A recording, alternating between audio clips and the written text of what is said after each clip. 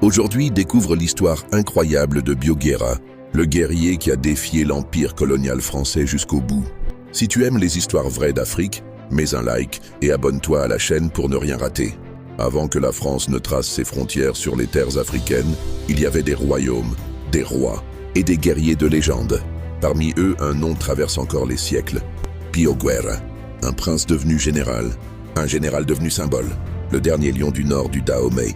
Il est né autour de 1850 dans la prestigieuse cité de Niki, capitale du royaume Bariba. Fils d'un chef influent, Bioguerra est dès l'enfance destiné au pouvoir et à la guerre. Son vrai nom, Bioguerra Berry, ce qui signifie bio, le dur, l'inébranlable. Mais dans les cours du royaume, on l'appelle l'enfant qui ne recule pas.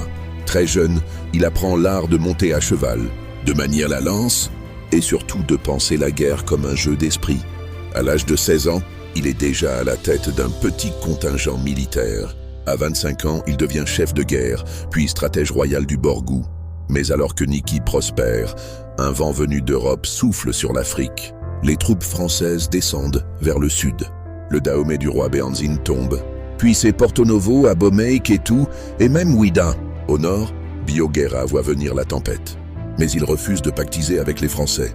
Il dit à ses hommes: le lion ne sert pas l'étranger, même s'il apporte du feu et du sel. En 1894, les Français veulent soumettre le Borgou.